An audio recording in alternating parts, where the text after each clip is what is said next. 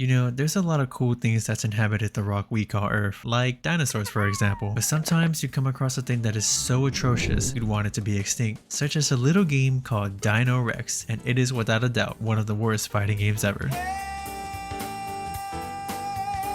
Our story begins a long time ago when a giant rock wiped out the dinosaurs. About 66 million years later, Street Fighter 2 was released, and it was very successful. Remember, this game came out during a time when fighting games were just whatever. So when SF2 practically laid out the blueprints for what makes a good fighting game, it inspired many companies to do the same. One of these was the ever so ambitious Taito. After seeing SF2's success, they wanted to cash in on the rising popularity of the genre. Write that down, write that down! Here's the problem though, they saw everything that made this game good and completely trampled all over the idea. And thus, 20 months after SF2, Dino Rex was made. So, what is it exactly? Dino Rex is a 2D arcade fighting game featuring dinosaurs as the main cast. A concept that honestly sounds pretty cool, but that optimism quickly fades when you look at the game for more than 10 seconds and see some glaring issues already. So when a match starts, it always begins with a shot of the sky before it slowly pans down, probably trying to let you know to turn back before it's too late. And then, our fighters emerge, our bright, colorful, and barely functional stop motion models. Alright, look, it's pretty hard to showcase the fierceness of a dinosaur when said dino is colored like a piece of candy. Not to mention that the arenas around them are surprisingly well detailed, which only emphasizes how out of place looking these dinosaurs are. It was probably the game's way to keep the focal point on the characters, even at the risk of looking like they just went through some substantial color grading. Non-threatening looks aside, there's still a decent effort at making the dinosaurs destructive, as moving and knocking each other around causes damage to the arenas, so I'll give props to that. The music is a rather forgettable assortment of jungle feeling tunes, but the OSC is a blessing when compared to the sound effects. Up until this point, I removed the sound from all of the gameplay clips because I didn't want to quickly subject your ears to the worst thing about this game in my opinion. Just listen.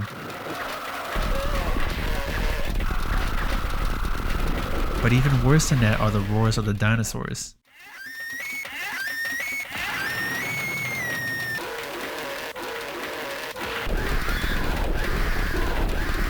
My goodness. I get that you couldn't use the iconic roars of Jurassic Park as a reference since that movie came out a year later, but damn, these glass breaking headaches are straight up torture devices. Like, fuck, I already have mild tinnitus, no need to make it worse. Unfortunately, you'll be hearing these roars often at the character select screen, at the start of a round, when you win a round. The presentation is already lacking enough, so how about we get to a slightly more interesting part of the game, the roster.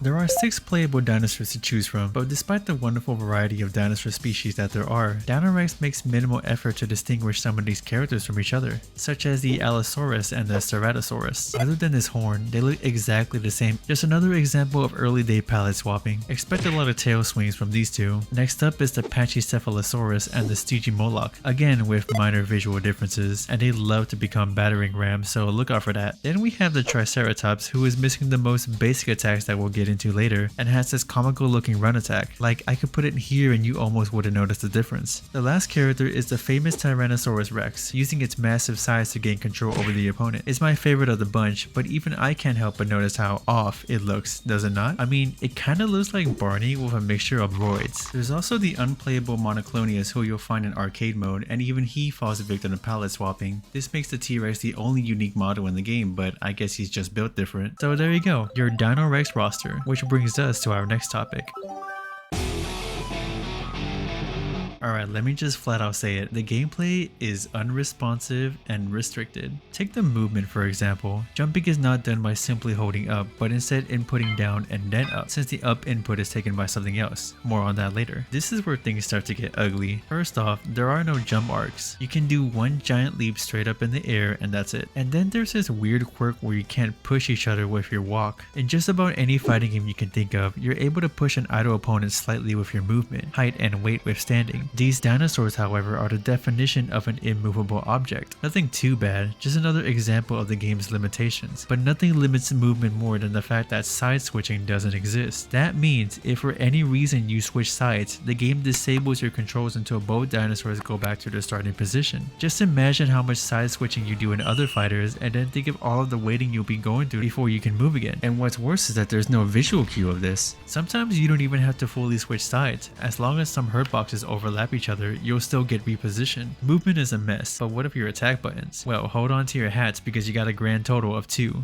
One is for punch and bite attacks and the other is for kick and tail attacks. And remember, these are dinosaurs, so their anatomy doesn't exactly allow for the greatest of punches and kicks. If you were hoping to improve your footsies, well, you won't be doing that here. You can punch and kick in the air too, if you're lucky. What I mean is, some don't have any at all. Talk about privilege. Surprisingly enough, each character does have a handful of command normals and special attacks that gives them a bit more character to make up for the fact that the game is reused assets galore. One of my personal favorites is this wicked body slam from the T-Rex. Bro definitely makes a splash with this move. The T-Rex doesn't have any air normals, but some of its specials are air okay, which is some weird prioritization, but alright. Certain attacks have a knockdown effect, and you can deal a bit more damage as they're on the ground in the form of biting, or whatever the hell this is. Let me slap on the Animal Planet logo just to be safe. The player on the ground could mash to shorten this status, however. One funny thing is that being attacked in the air counts as a knockdown regardless of which attack you use, which makes jumping even more of a liability. The character select screen is nice enough to show you the input for one of your dinosaur special moves. Thanks Caveman, it's been a while since my ears were hurting. As you may notice, some of these specials start with inputting up, but thanks to your jump being done a different way, you can't accidentally jump and mess these up. So Zongia players can rest easy knowing this. That being said, what does holding up do if not for the simple act of jumping? Introducing the power meter. So at the start of a round, the dinosaurs make our eardrums erupt, but this isn't without reason. Once the roaring starts, this meter gets filled up until you have 3 flashing power signs. From that point, inputting the 2 attack buttons at the same time use up one of your power bars to perform what is called a combo attack. Upon hit, these attacks cause a knockdown, and any power bars that you have will automatically be used up to deal additional damage, almost like a cinematic super. You can manually fill this meter by holding up, and pressing your attack button speeds up the process, powering up and deafening your opponents. What a combo. You can hold up back to power up and retreat at the same time, which is cool even if you look like a zombie while doing it. And if you had 2 or more power bars, your combo attacks are unblockable, which brings us to guarding. Like jumping, guarding is not done through a traditional way like holding back or a block button, but is instead performed by crouching. This reduces the damage of any landed attacks by a significant amount, and yes, the fact that you can crouch to block means high and low blocking doesn't exist, or grabs for that matter, meaning turtling is a very powerful thing. This makes the unblockable combo attacks all the more vital, if you can land them, that is. Yeah, since your hurt box is shrunken while crouching and 5 out of the 6 combo attacks are just flying slam, it's quite literally impossible to hit your opponent with these unless they're as big as T-Rex. Does this make Triceratops top tier? Sure, he straight up doesn't have any crouching normals, but probably. As you can see, the overall gameplay is odd, to say the least, but I'm not done yet. There's also certain stage elements, such as this egg that a pterodactyl drops that has different effects depending on the stage that you're in, such as gaining health or covering your opponent in leaves that makes them unable to attack. Great, even more ways to disable your controls. Some dinosaurs don't have the luxury to trigger an egg's effects, but sucks to suck, I guess. And then some stages have weapons that can be picked up after certain structures are destroyed. These are used for a single big swing and nothing more, and like the eggs, only some can wield them, or if you're the T-Rex who just eats the weapons, which does absolutely nothing except probably explain why he's so big. With your attacks and interactive stages, you have a bit to learn. Once you attempt to get the controls down, you can try your hand at arcade mode, with a story that honestly raises more questions than answers.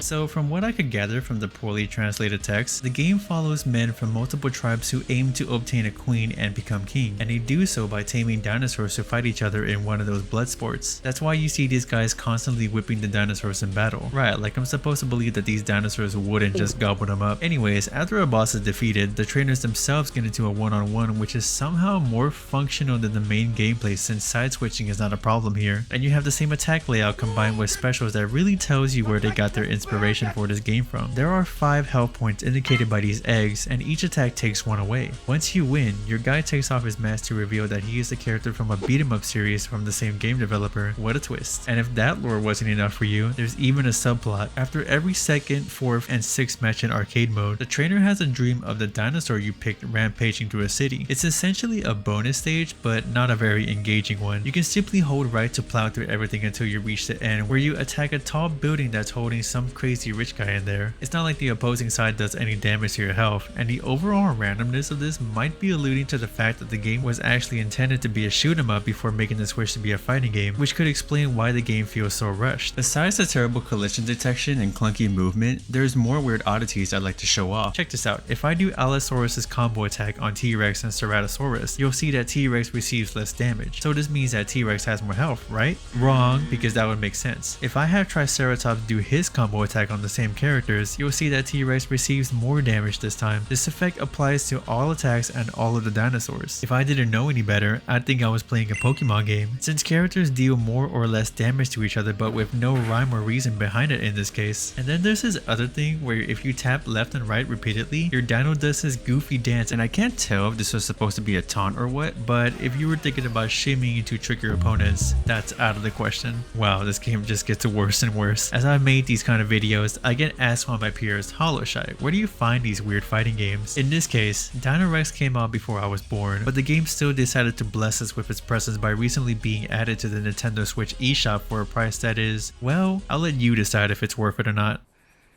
$8. 8. The way I see it, the game is worth playing with friends at least once just because of its comedic value. Attacks are goofy, your trainer gets eaten by a pterodactyl if your dino loses. On a more critical side, the constant downtime and primitive gameplay reminds me of just how far fighting games have come since then, and I believe that Dino Rex might even be responsible for the inspiration of Primal Rage, another stop motion fighting game with prehistoric beasts that came out about 2 years later. Never played it myself, but people seem to like this one. Dinosaurs are awesome. I mean, I couldn't count how many times I've asked for Alex to come back to Tekken, and a modern take on a dinosaur fighting game sounds pretty cool. Dino Rex may not have succeeded, but ancient games like this helps people go in a direction to create fighting games that will. For my final score, I give Dino Rex a whopping 1 out of 10 points. Thanks for watching.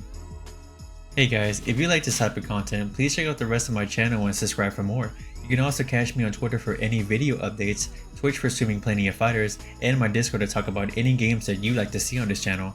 I also want to give a special shout out to GoBilly1 for their amazing guide on Dino Rex. I don't know how they managed, but I'm glad they did. Thank you all and have a good one.